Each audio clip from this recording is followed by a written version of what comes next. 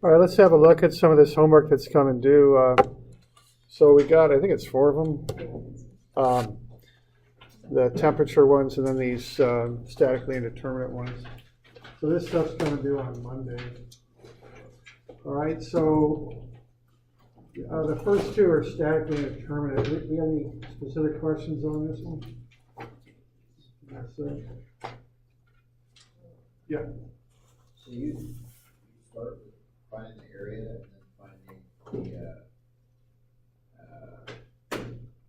stress. Yeah, on this one, okay, what's going on with these? These are statically indeterminate. So yeah, you got to find the area. You want to get kind of the initial information. You know what you're going to do is you're going to do some statics.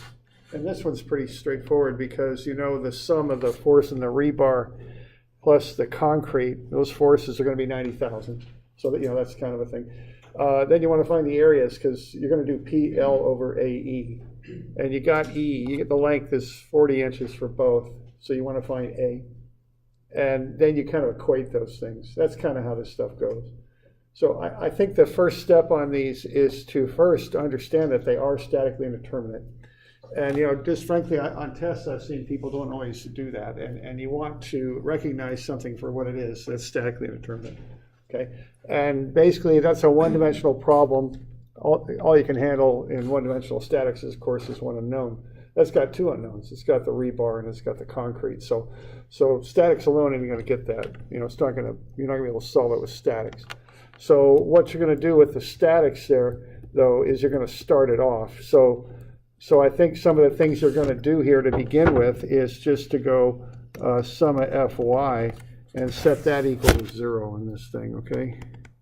And what you're going to have then is minus 90,000 plus the load in the steel plus the load in the concrete. So the load in the steel plus the load in the concrete is 90,000, okay? So that's one thing you want to do. And that's equation number 1. I guess you could say that's one of the things you need to use to do this, all right?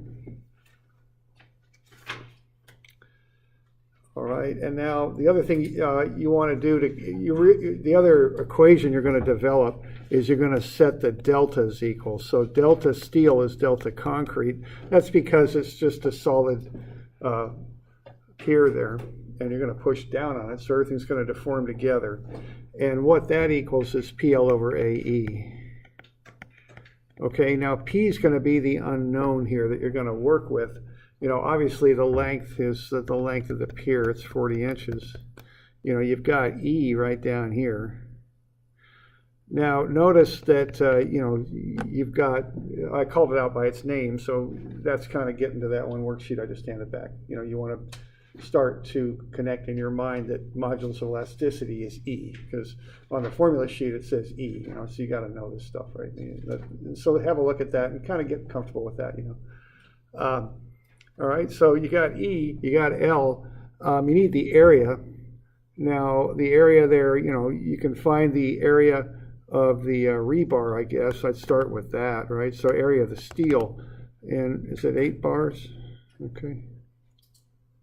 I think it's 8. 1, 2, 3, 4, 5. Yeah, 8. So 8 bars, and that's going to be pi times the radius. Now, what you got there, and you know, just to get into a little bit of practical information here, this is a good little fact to know if you're getting into civil. Rebar is named after the number of 8ths of diameter. So a number 6 rebar is 6/8 inch diameter, which is 3/4 inch. Okay. So a number, you know, you take the number on the rebar, divide it by 8, and that's the fraction of the inch of the diameter. Now that's a round thing. Usually you spec out round things by diameter. So, you know, be a little careful with that. You want to use the radius, not the diameter. So what, 0.375 inches, is that right? So that's just R. So just, you know, just do it that way, okay? So pi R squared. And what that's going to equal then is, I don't know, whatever that comes out to be. I think it's 3.53 inches squared. All right, and then the area of the concrete will be pi R squared. It's different R, right? Different radii for these, minus the area of the steel. I mean, you got to get the area of the steel first and then back into the area of the concrete. And that's 448.86, I guess. So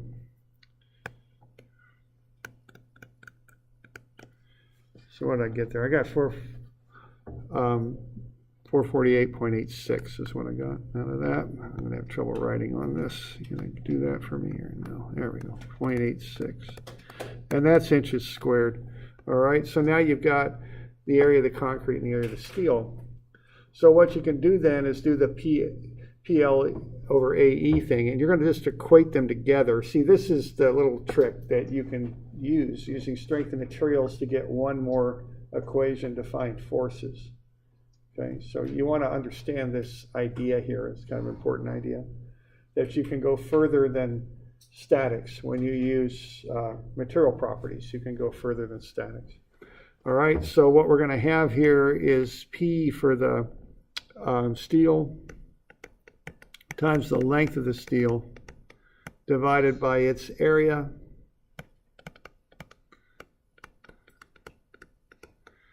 and then divided by its E, 29 times 10 to the 6. That's a common E for structural steel. That's one of those numbers that if you do this for a while, you remember all the time. So it's 29 times 10 to the 6 pounds per inch squared. You know, we still do the structural engineering in this country in the English system, so we're still in that system. All right, and then you're going to equate that to the stuff for the concrete, okay? So you just want to write up a PL over AE for the concrete, so same sort of thing for that, all right? So, you know,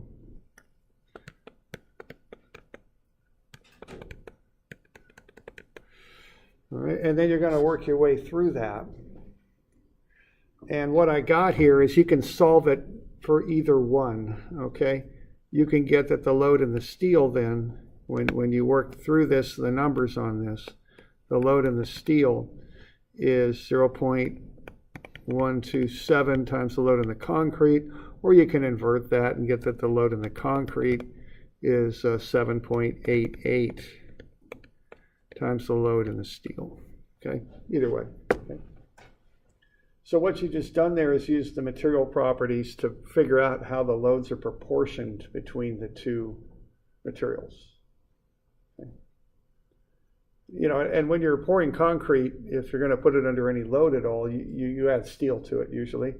You know, the steel does a couple of things. It kind of, you know, concrete has a couple things that aren't real good about it, structurally anyway.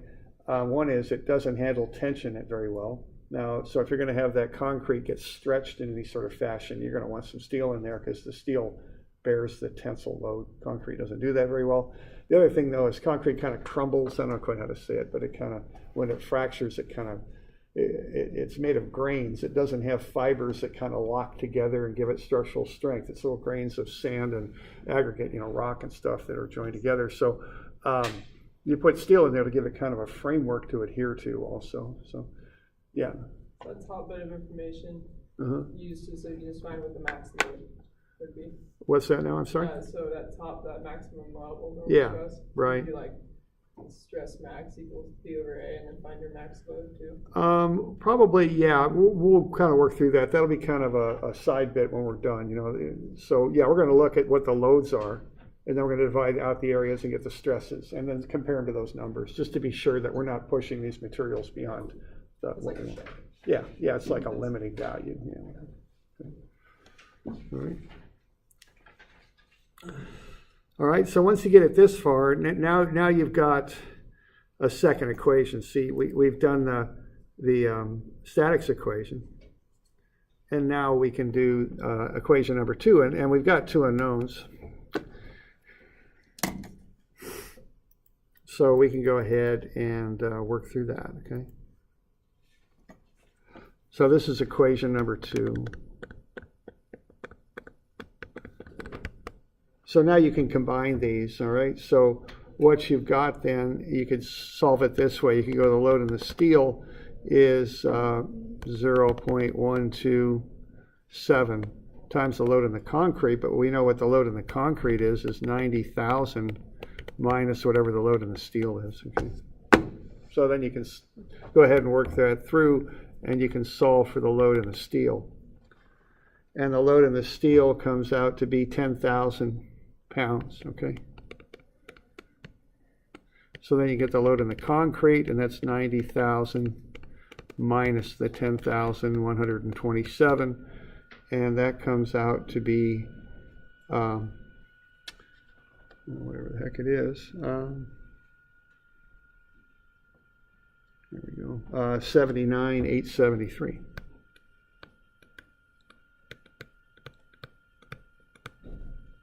Okay. So between the basic statics where the two forces together equal the applied load and the strength of materials, it gets us the ratio between the two forces, we can find the forces. All right. Now, once you got the forces, the rest of it's pretty straightforward. You just find the stress, okay? So if you want to find the stress for the steel, what you're going to do is take the 10,127 pounds and just divide it by the area. And that's 3.53 inches squared. All right, and that'll get you 2866. And we got lots of room to spare because we can take steel all the way up to 18,000, so that's okay. And then you can find the stress in the concrete, okay, and work through that. And the concrete stress is quite low because the area is so big. It's just 178 psi. And that's quite a bit less than the 1200. So that's okay too. All right.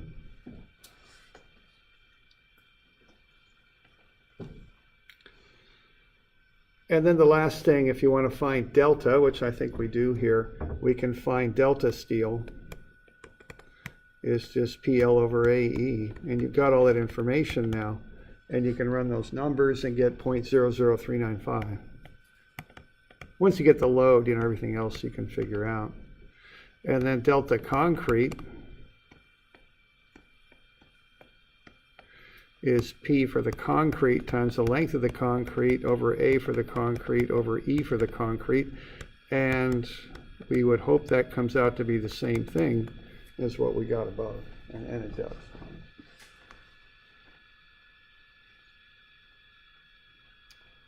All right. So the important ideas on this stuff is, one, that it's statically indeterminate. You can't find the forces in this problem just by using statics. And then the other tool you have to find the forces is the material properties. The delta is PL over AE, so you have to equate the deltas together. In this case, it's pretty simple because they're equal. And so you can equate PL over AE for the steel to PL over AE for the concrete. And from that, you can get a relationship between the loads. That's kind of the idea here. So we got any questions on that?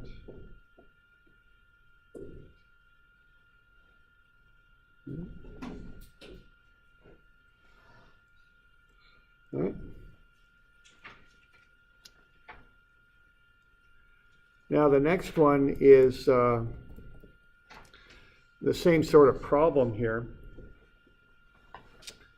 We got any questions on this one?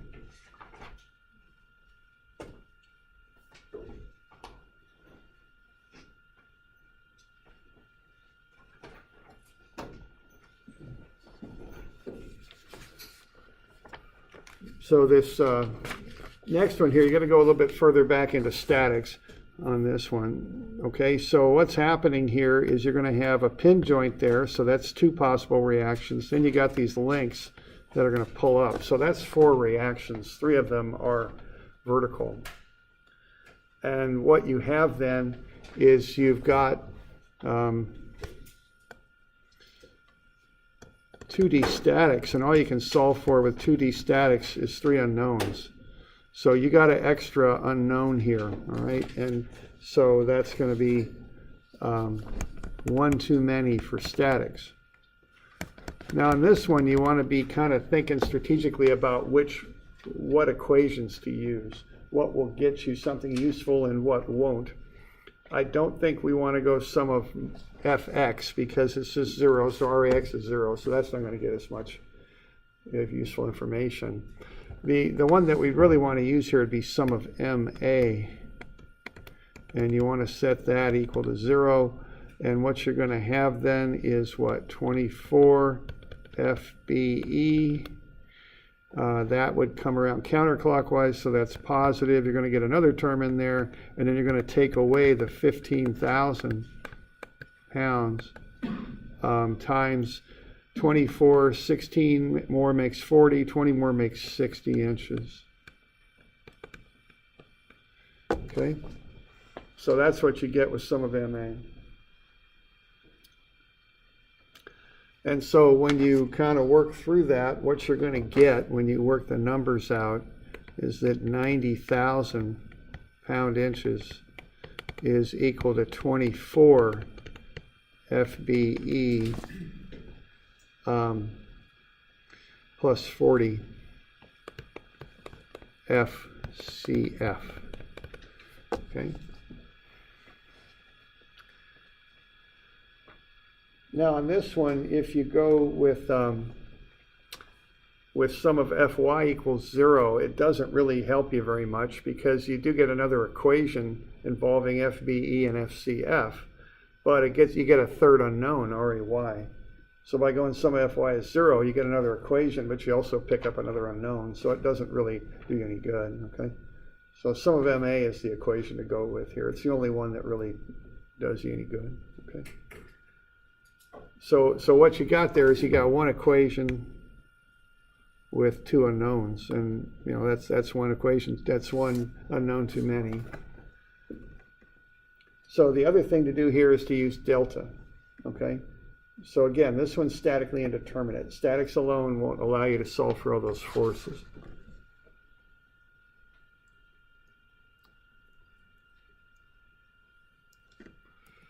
All right, so if you look at a diagram there, and I went over this when I signed the thing, what's going to happen when you apply that load is that bar ABC is going to start to rotate about A. In so doing, it's going to stretch out the two lengths there, okay, BE and CF. So we can do some figuring here and get some information about delta B and delta C on account of that. And what I mentioned here is for a small rotation, and I don't quite know how you define small. It might depend on how accurate your answer needs to be, but within 5 degrees, this still holds pretty well. Probably up to 10, really, depending on what you're doing. What you can do, you can model that with a right triangle. It's not really, it's a sector of a circle is what it is, or rotating with the center of the circle at A. That's how you describe those deformations. But you can get pretty darn close by just considering them to be a right triangle. So that's what we can do there. All right, and if that's a right triangle, you can start to build a similar triangle relationship to figure out what's going on with delta. So this is kind of a step up from the previous one, because on the previous one, delta steel was delta concrete. It's not that way with this one. They're not equal, okay? So you have to come up with a proportion between them. You can still relate delta B to delta C, and in so doing, because delta is PL over AE, you can relate PB to PC. You know, you can do that still, but it's not quite as simple as the deltas are equal on this one. All right, so what you're going to want to do is come up with some similar triangles here. So that first distance there is 24 inches, okay, right in there. And this one's 16 inches, and then we got 20 inches more. So what we can do there is say that delta B is to 24 and equate that to delta C, you know, over whatever that equals, and then just cross multiply. And you can work through that, and what you end up with is that delta B is equal to 0.6 delta C, right? And again, you can always invert these, and you can say that delta C is 1.667 times delta B. You could look at it either way. Okay.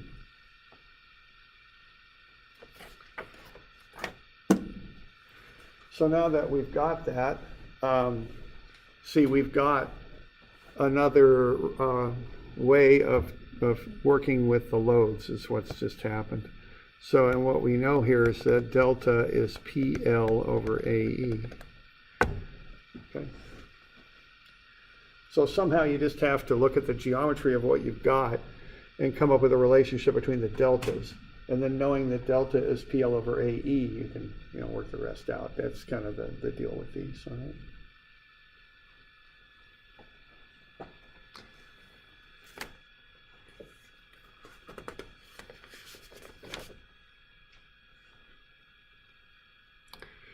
All right, so what you want to do next is relate this stuff to the forces. All right? So what you'd want to do next here would be to look at the relationship here between the deltas and incorporate the PL over AE stuff, okay? So FB, and what did I call that before, did I?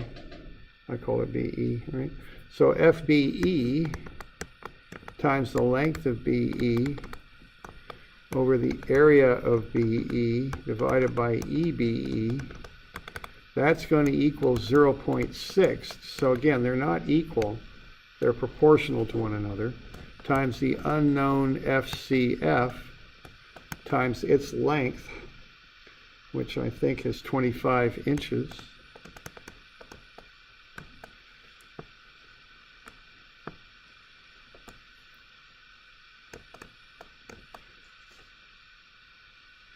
Times its area, which is 12 inches squared, and then divided by its E, which is 6 times 10 to the 6.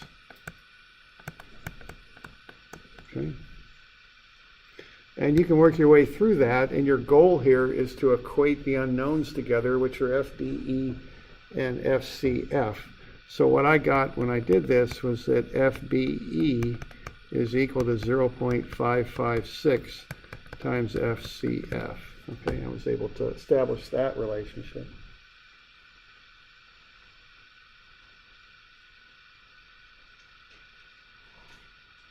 Okay. You all good with that? You got any questions on that stuff?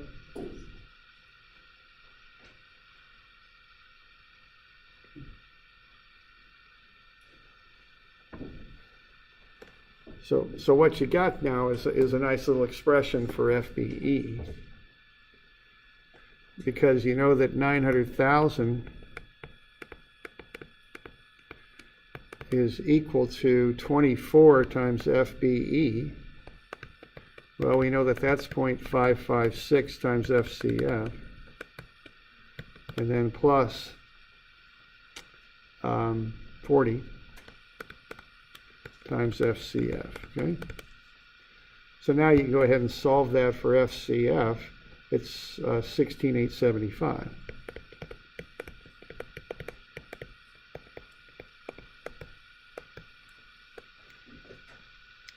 And then you can get FBE also, it's 9,375.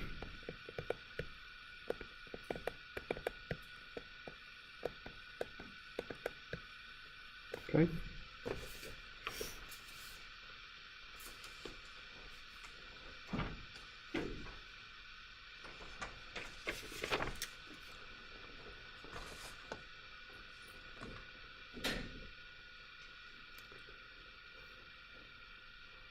All right, so now you got the forces. We doing all right with that? Any questions on that bit? Okay. And then what you got to find the deltas is deltas PL over AE. So delta would be P.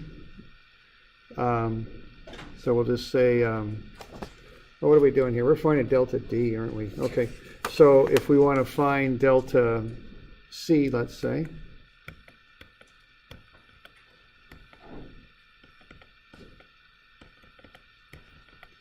okay, we just go ahead and plug this stuff in.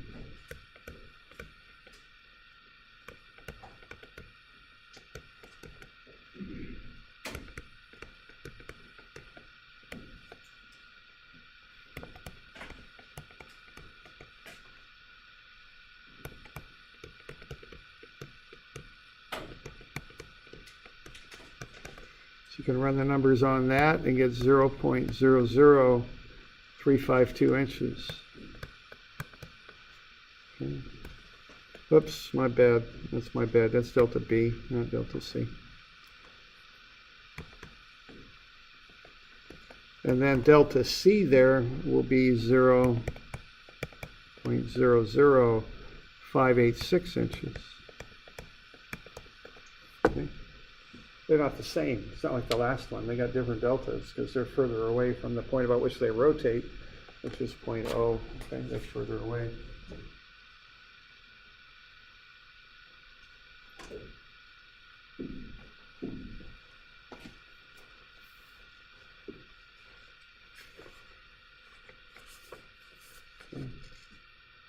Yeah, question? And for the deflection at B, you just added the deltas of B and C to get.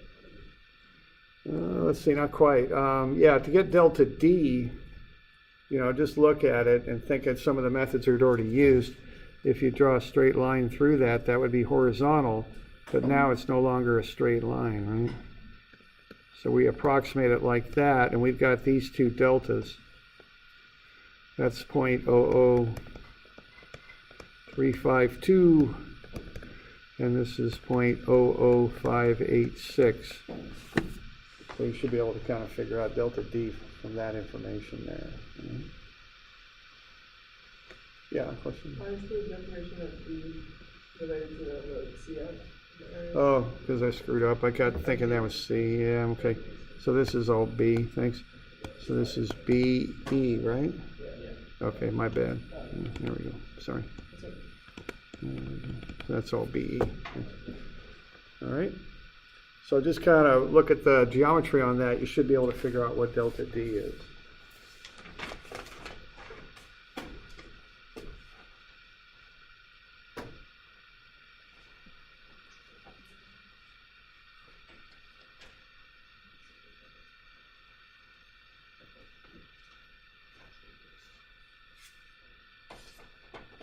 We doing all right with that? We got any questions on that one?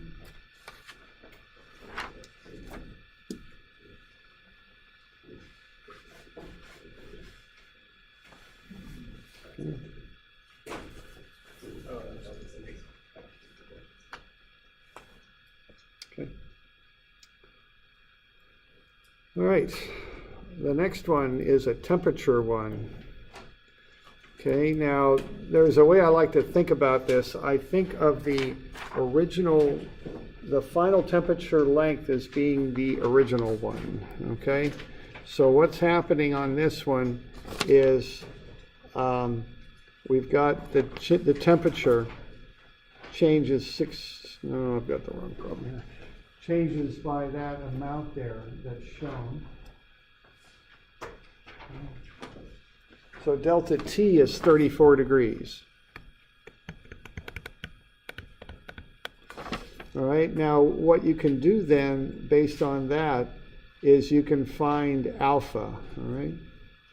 I'm sorry, that is alpha. So you got delta T, you've got alpha, which is given right there. Okay. So based on that, you can find the strain due to temperature. Okay. And that's going to be 0.0204. So that thing's going to get 2% longer, is what it's going to try and do. Okay. So the strain is equal to delta over L. So delta equals the strain times the length. Okay. So that's going to be 0.0204. times 1.8. So that's going to get you the delta, and that's 0.0367. So what's going to happen here is this thing wants to extend out by that amount when it gets hotter.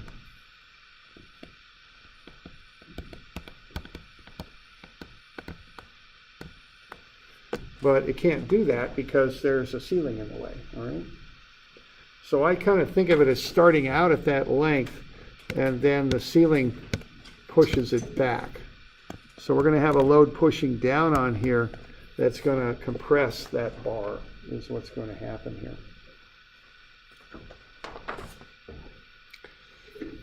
So what we have here is that delta that I just calculated, I might call that delta temperature. Sometimes I'll put a C subscript on that, or T, just so I'm clear which one I'm talking about here.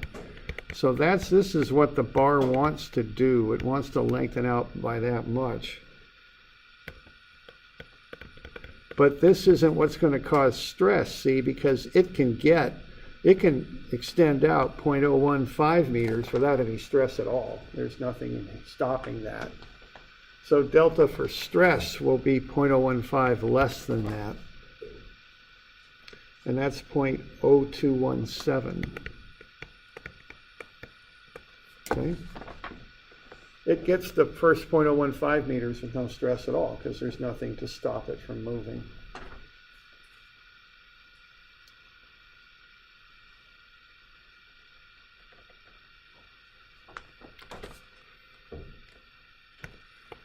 All right. Then what you've got is delta is PL over AE. So P, which is the load, would be delta AE over L. And that comes out to be 3620 pounds. So once you've got the delta that causes stress at 0.0217, you can use delta as PL over AE and back into what the load would be. And it comes out to be 3620. And then once you've got that, you can find the stress easy enough. So the stress is P over A, and that is 60,333.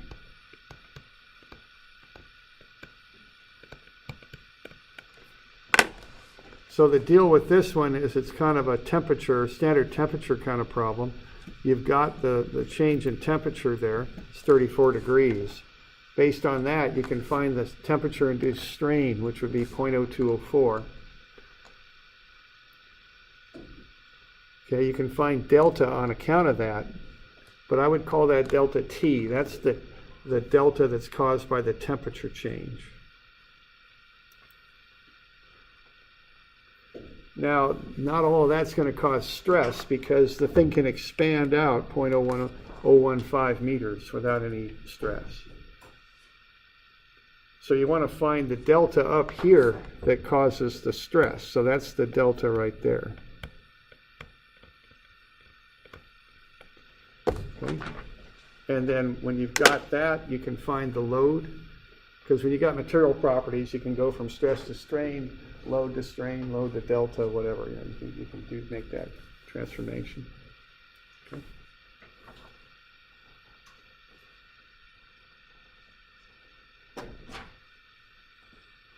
You got any questions on that one? Yeah. So you calculate the delta stress, or is that something you do? Yeah, I calculated it. Oh. Yeah. Because I know what the total would be for the temperature, and I know how much it can expand before there's any stress. So I should be able to back into that. Okay. Other questions?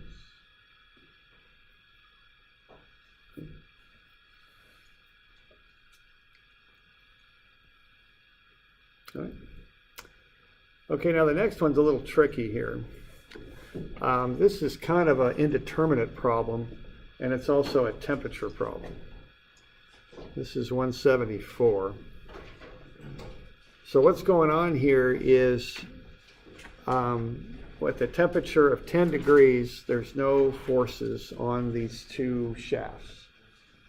This is 174, I think. Is that right? 173, okay. 173. All right, then the temperature goes up to 24 degrees C. And so that's a change in 14 degrees. Now, what I've done there is just calculate a bunch of stuff, just kind of lay it all out, kind of the background work I would do. So I want the area of the stainless on the left, that's the shaft on the left, and I want the area of the cast on the right. And then I find the strain for both materials. What I do is I take that change in temperature, 14 degrees C, times the alpha values, and that'll get me the strains.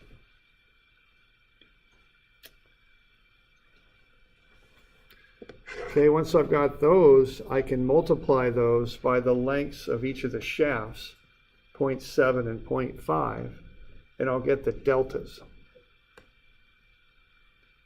Okay. So I'm just kind of walking down through that. I'm getting the change in temperature, I'm getting the areas, I'm getting the strains, and I'm getting the deltas. And what I do, I just add the two deltas together, because what these things are wanting to do is they're both wanting to get longer. So the stainless wants to do that, and the cast wants to do that. So there's a total delta in here. Right there. They're trying to overlap is what I'm calling that, okay? Now obviously they can't do that because they're in each other's way. But I think of that as being the starting condition, this overlap, where they're interfering with each other is the mechanical engineering term for that. When you get into tolerancing, they call it. You know, they can't do this, obviously, but I think of this as my starting position. And they're going to start pushing on each other, and they're going to push each other around a little bit, okay, is what they're going to do, and come to a position at rest. An important part of this problem is the resting position is not where they started. They end up somewhere different. And I think of them as starting with this overlap, even though, of course, the overlap is physically impossible. It can't happen. But that's often what I do on these temperature problems to help me work through them. I think of the final totally expanded condition as being the initial condition, then they're going to start pushing each other around to get to the actual final position. And keep in mind that the final position of these bars is not where they start. That's not what it is. Okay.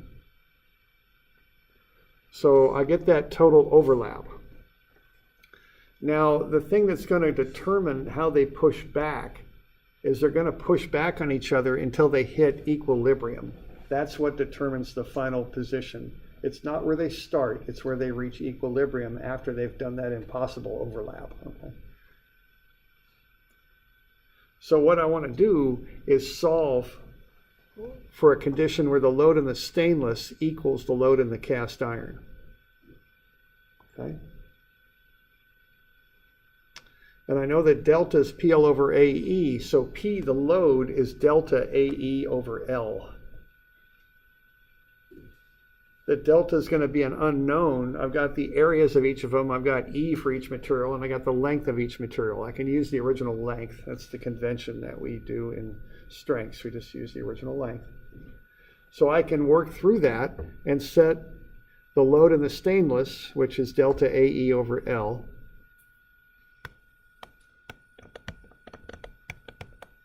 equal to the load in the cast, which is delta AE over L. See, that's what I'm going to do. I'm going to equate these two things together. And what I'm going to be able to do is get a relationship between the deltas. Okay. So this is for the stainless steel, and this is for the cast iron. Okay. So this is kind of a combination of a temperature and a statically indeterminate problem is what this is. Okay. So I know they reach equilibrium when the loads equal each other. The load in the stainless is the load in the cast. And I know that if I rearrange that delta as PL over AE equation, P is delta AE over L. Okay.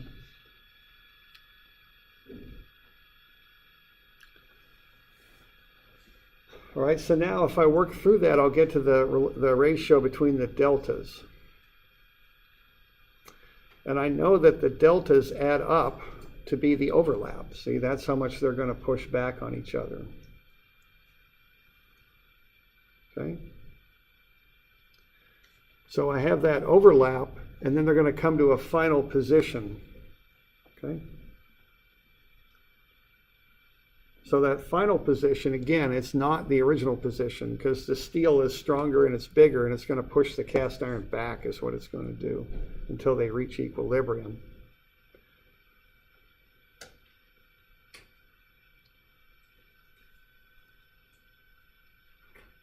All right. So I know that delta stainless plus delta cast iron is going to be the overlap, and I know the ratio between them. The cast iron is 3.193 times the delta in the stainless. So delta stainless plus delta cast iron is the overlap. So 4.193 times delta stainless is the overlap. So I can get the delta stainless, and then I can find the delta cast iron.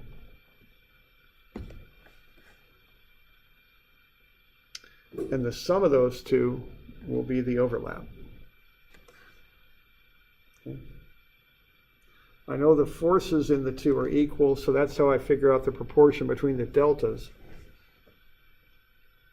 And then I can go ahead and, if I know the total, I can figure out how they get proportioned out. We all right with that? And once I know the deltas, I can solve for the force, is what I can do.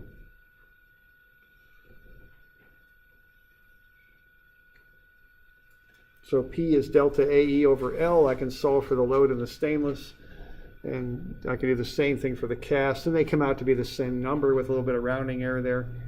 So that tells me what those forces are, and I can find the reactions based on that.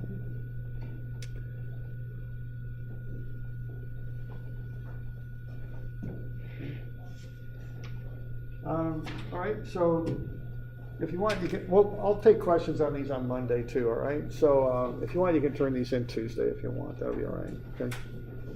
I'll take questions on them on Monday if you got them, on any of these four, okay?